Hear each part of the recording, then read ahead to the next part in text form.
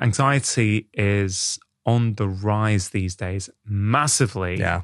all over the world. Yeah. But I think one of your core messages is that the way we're trying to deal with anxiety is not getting to the root cause. Yeah. So what are we doing wrong? Well, I think we're addressing the mind, so I have this concept in anxiety that I call the alarm anxiety cycle. So I think there's this state of alarm that's stored in our body and in our mind too, because you can't separate the mind and the body, but it's stored from old traumas that are unresolved. And this alarm is in us, and the mind reflects that trauma because the mind is a compulsive, meaning-making, make-sense machine. So when it feels this old trauma in our body, it's got to do something with it. So it makes up a what if, a warning, a worst case scenario to kind of make sense of the angst that we're feeling. And then we believe that trauma, we believe that worry because we made it up. And then that creates more alarm in our body. And then it just gets in this cycle, this alarm anxiety cycle. So we're trying to treat the symptom, which is the thoughts, which is the worry, as the cause. And as you know, if someone has an infection and they have a fever, we can give them acetaminophen. It'll bring down their fever, but it does nothing for the underlying cause.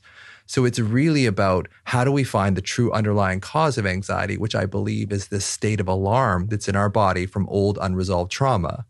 And that's how we fix it at its root cause, instead of just dancing around trying to think better. If you think better, you will feel better, but it's really difficult to think in opposition to how your body feels. It's just a constant uphill battle. Okay. A couple of things there. Anxiety alarm cycle, right? That sounds like two separate things. It is anxiety and alarm. Now, I think when many of us think about anxiety, we think about one thing. Yes. I'm feeling anxious right now. Yeah. But you're saying that there are these two components. Yeah.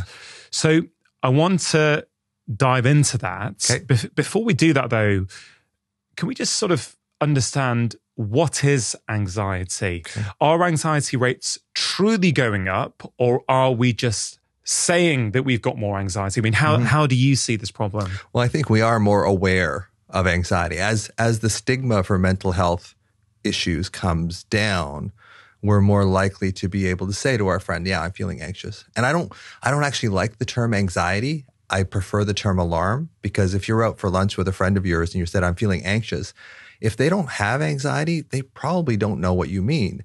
But if you say, hey, I'm really feeling alarmed today, everybody's been alarmed. So you can relate to what this other person's saying.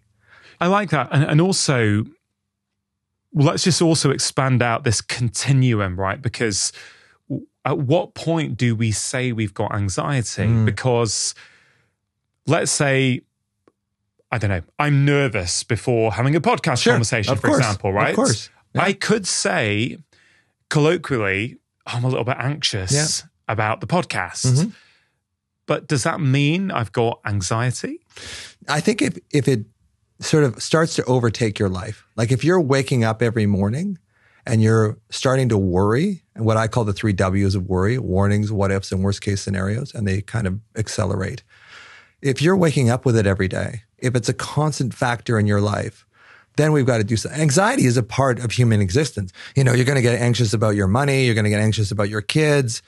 That's just natural. Got it. But if it's chronic, if your natural response is to get really worried and get into your head and start chewing things up in your brain, I call it chewing on glass, you're just going to get worse. Your anxiety is just going to get worse.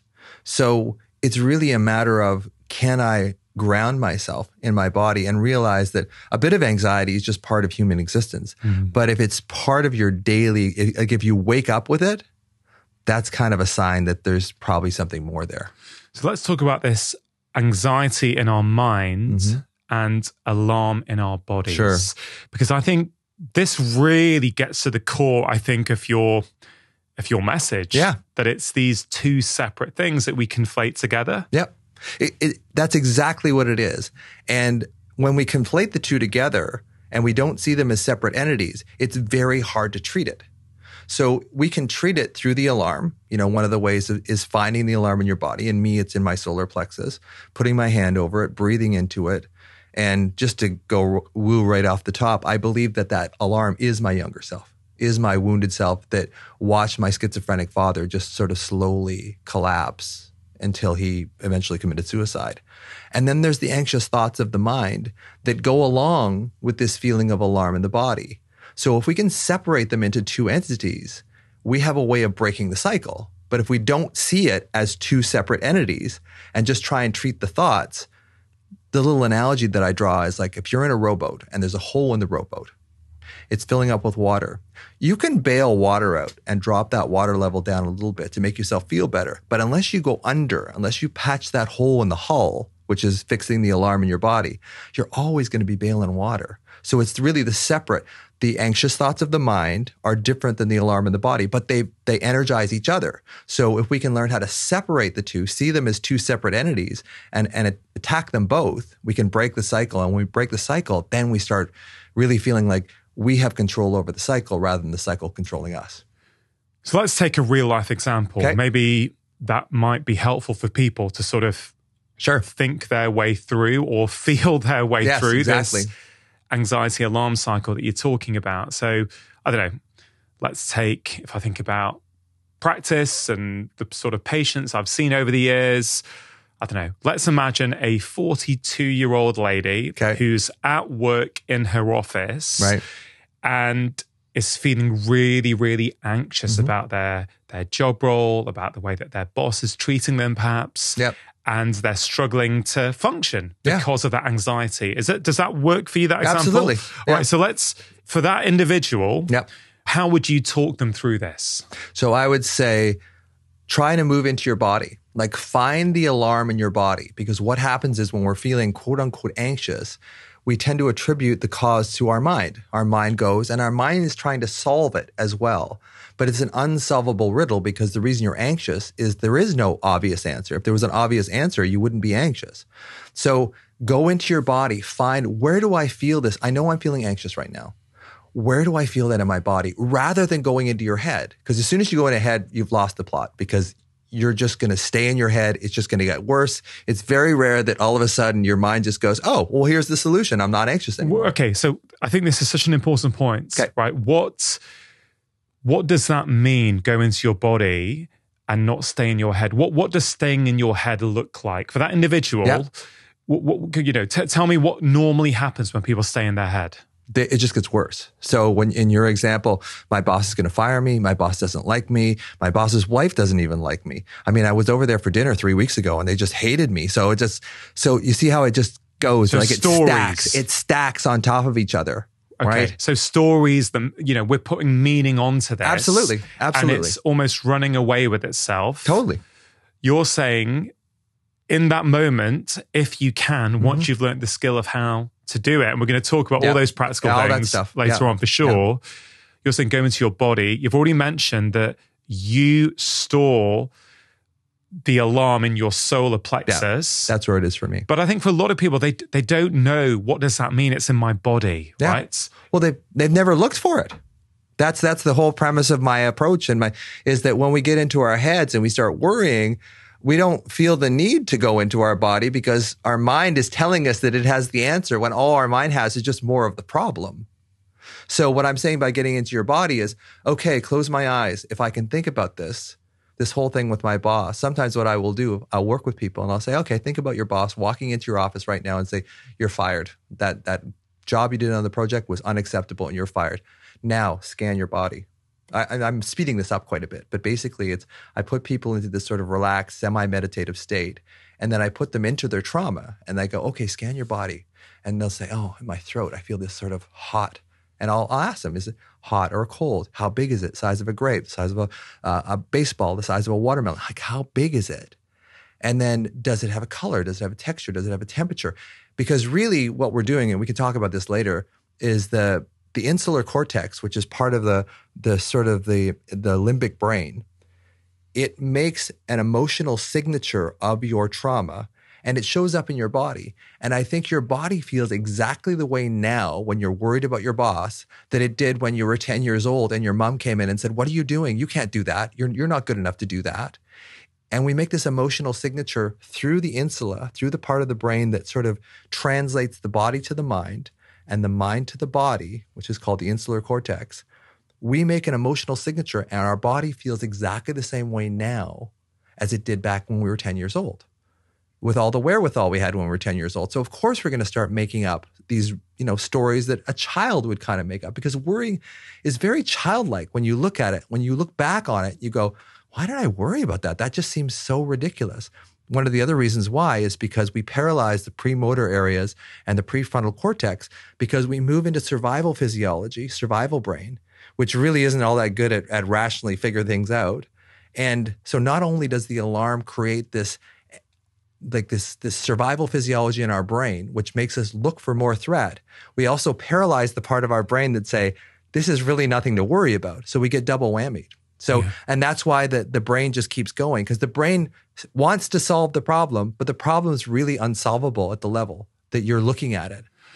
Okay, so if you stay stuck in the mind with more thoughts, with more stories, it's very hard, you're saying, to actually change things. You can't. I mean, you can change it. You can start saying, my boss likes me. He's given me this really great job evaluation only a week ago. You can go into that. But again, you're just kind of bailing water. I would prefer that when you're sitting at your desk and you're freaking out, it's like, okay, I feel this in my throat. Okay, can I put my hand over my throat? Can I breathe into it? There's Andrew Huberman talks about this, the physiological sigh. 2 sniffs in and a long exhale. And with me, with my anxiety peeps, the anxiety people I work with, I do this sort of modified version of it. I do it 3 times, really deep, expanding my chest, hold for about 2 or 3 seconds, and then close my teeth and breathe out through my teeth. And really elongate that exhale. And as I hear that hissing sound that I'm making myself, I imagine a tire, an overinflated tire, just relaxing. So it looks like this. So I'm stressed, I'm sitting at my desk, I'm freaking out. It's like, hold, just relaxing my shoulder, relaxing my jaw as I breathe out, elongating my exhalation. And I can't do it too many times or I'll start zoning myself out, because this is what I do to calm myself down. And that's a much better use of your time and energy than trying to figure it out through your head. You're never going to solve it through your mind. So if someone does that breathing practice, it is, a couple of things really. Number one, what is it doing to the body when you do that? And I guess following on from that, is that something people can do in the moment when they're feeling that alarm in their body? Yeah, absolutely. And if you practice it when you're not, this is the big thing with people. This is the difference between the people that heal and the people that just manage. If you practice it when you're not feeling anxious, if you start getting into a practice of even 5 minutes a day, doing that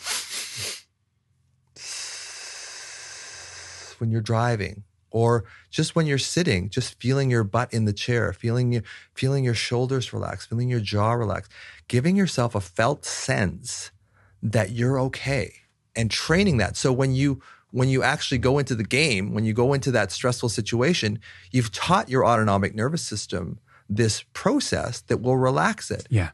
It's a bit like, I think there's a huge similarity here, but it's a bit like, I don't know, meditation, right? Mm-hmm. For those people who engage with meditation regularly and it works for them, and I fully appreciate that not everyone manages meditation, at least not immediately when they're trying, right? Then it's not really about those 10 minutes of meditation. It is on one level, but if the other 23 and a half hours of your day, okay, sure, you're sleeping, but you know what I mean, are full of stress and reactivity and pressure, it's kind of like, yeah, okay, it's great that you meditate for 10 minutes, but what we're hoping to do by the regular practice of the meditation is learn to just have that slight detachment. So in life, when something stressful happens, can you just detach a little bit and, be the observer? Yes. And, I've certainly experienced that in my own life. The more you practice in a calm setting, for me, it's first thing in the morning each day, this practice of solitude, the more then you start to feel you can make a choice when those stressful things happen. It didn't happen immediately. It happens with time. And I reckon, Russ, that if you had asked me 7 or 8 years ago, where do you feel it in your body? Yeah. I would have been like, what's he talking about? Yeah. What do you mean feel it in my body? Yeah, I get it. What on earth does that mean? But I tell you one thing, look, I would never consider myself someone who's been anxious, right? But one thing I've noticed as I have probably at least for 5 years now prioritized the practice of solitude every morning is that I see it as my early warning system, right? Yeah. I see it as when I'm calm and present in the morning and I feel a tension. And for me, it's in my upper right back. Okay.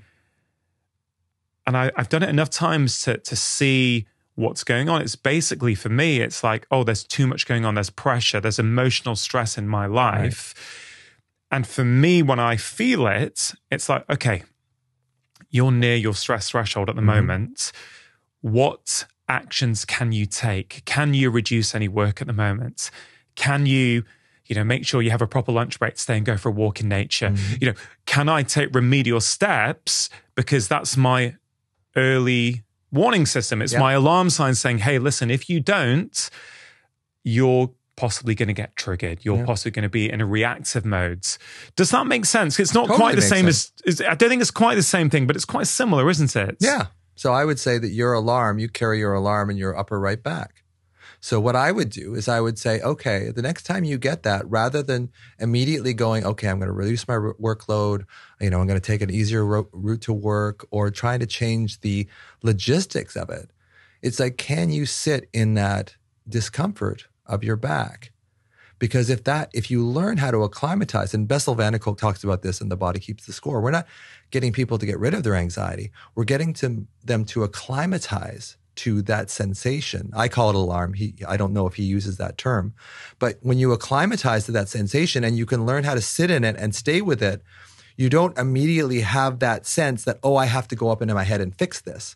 I can sit with it. So when the alarm comes up in you, you don't necessarily feel like you have to fix it in your head. You can actually sit there with it. So basically, what you are advocating for is something that actually is quite alien to much of Western culture. Totally. Well, I see it with my kids now at school. Everything is about the mind and thoughts and thinking. Right? That's been me for much of my life. Of course. Which is why I'm so drawn to silence and stillness and time without listening to stuff or looking at stuff, right? It's been something that I think I've only managed to do or experience, I would say, over the past few years. Yeah. After doing therapy and working through various states, right? Because it's not easy when you're used to thinking all the time. Yeah. It's very hard to just sit there and try and be still. Because thinking becomes a way of avoiding. Here's the way I think what happens is that we develop this state of alarm in our body. We don't want to live there. We don't want to feel bad. So what we do instead is we go up into the worries of our mind. People say that worry doesn't do anything. It absolutely does do something. It takes us away from this pain, typically childhood, that's stuck in our body. And then we're ruminating up in our heads, because the more we can stay in our heads and dissociate into our heads, the less we have to go down and experience that old alarm that we don't even realize is there most of the time. In your book, and I think in one of your Instagram posts, you talk about this idea that actually the body is experiencing your environment first. So the alarm is happening first. Yeah. And then the mind gets involved to put a story on it. Yes, absolutely. Right? Without a doubt. So let's just unpack that. Sure. Because a lot of the time, let's take that 42-year-old lady in her office. Okay. Right? She will probably say something like, I am nervous, I am feeling anxious because my boss has called me in for a meeting. Right. Right? So in her head, it's all in the mind. It's like there's a situation in my external world that's about to happen.